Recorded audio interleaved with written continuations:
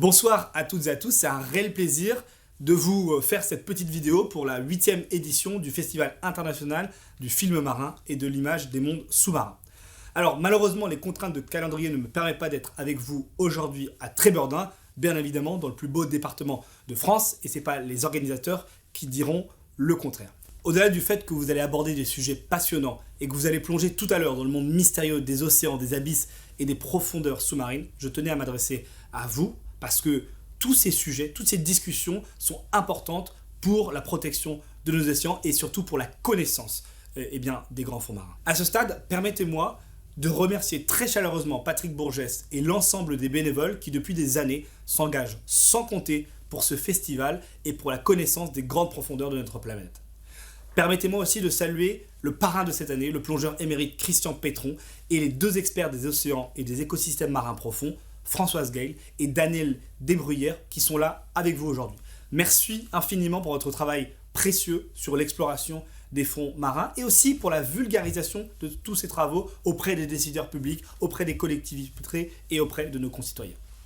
Alors, la connaissance des grands fonds marins, elle est pour nous, et vous le savez mieux que quiconque, la condition indispensable pour en mesurer le potentiel, la fragilité et à la fin, pour mieux les protéger. Comme vous, je suis convaincu que nous ne pourrons pas gagner la course contre la montre climatique en négligeant la science et les grands fonds marins.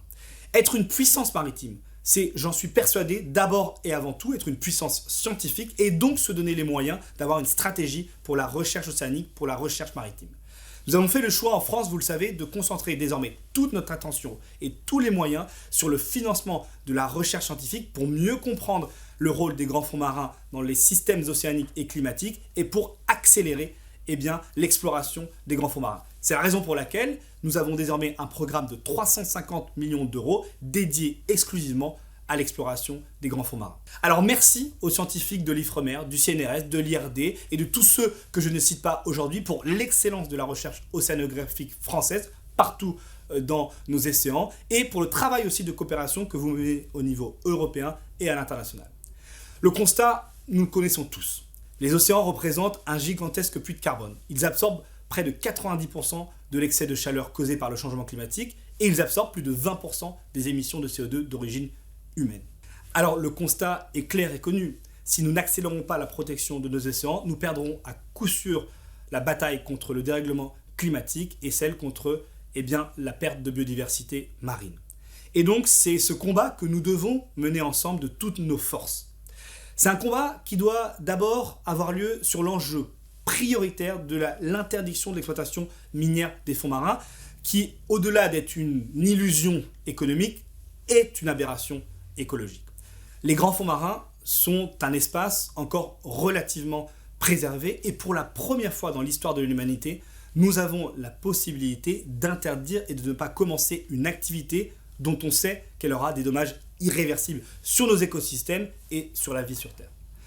C'est la raison pour laquelle le président de la République a lancé un appel à la COP27 en Égypte en novembre dernier en faveur d'une interdiction de l'exploitation minière des fonds marins. Bien évidemment, nous l'appliquons depuis cette date en France et nous bataillons pour que ce soit le cas dans les eaux internationales et dans les autres pays. La responsabilité de la France en la matière, elle est immense car nous avons le second espace maritime au monde et donc nous devons être exemplaires et mener le combat diplomatique. Mais pour que notre action soit vraiment efficace, il nous faut aussi instaurer des règles dans d'autres espaces comme celui de la haute mer. Et c'est la raison pour laquelle nous avons fait aussi du traité sur la protection de la biodiversité en haute mer une priorité de notre action diplomatique, car comme vous le savez, la haute mer représente 50% des océans et donc près de 70% de la surface de la planète. Après 15 ans de discussions diplomatiques et sous l'impulsion de la France et de l'Union européenne, nous avons réussi enfin, au début de cette année, à nous mettre d'accord. Avec ce traité, nous allons pouvoir faire deux choses fondamentales. Premièrement, créer des aires marines protégées en haute mer. Et puis, avoir des études d'impact systématiques pour toutes nouvelles activités en haute mer, des études d'impact, bien évidemment, environnementales. Alors, nous avons gagné une première bataille diplomatique, mais désormais, nous devons faire en sorte qu'il y ait une ratification de ce traité pour qu'il puisse entrer en vigueur. Nous avons aujourd'hui 81 pays qui ont signé. Il nous faut accélérer ce sprint diplomatique pour que ce traité, qui est universel, qui est juridiquement contraignant, puisse être mise en œuvre le plus rapidement possible. Alors voilà, mesdames et messieurs, ce que je voulais vous dire sur 2 actions diplomatiques politiques qui sont prioritaires pour la France, pour le gouvernement: l'interdiction de l'exploitation minière des fonds marins et la protection de la biodiversité en haute mer.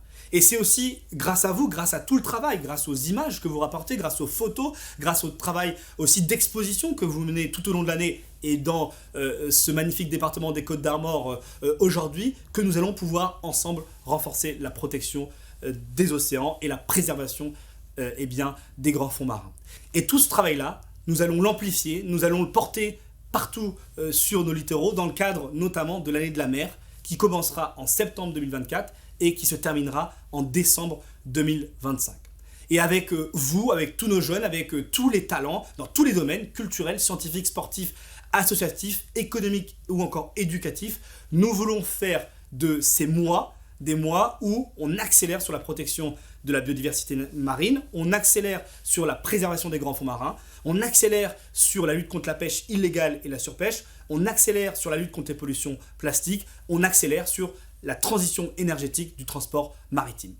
Alors vous le voyez, je crois que l'ambition qui est la nôtre, qui est la vôtre, elle est immense, le sujet est passionnant. Alors merci de tenir encore une nouvelle fois ce magnifique festival. Bons travaux et puis à très bientôt.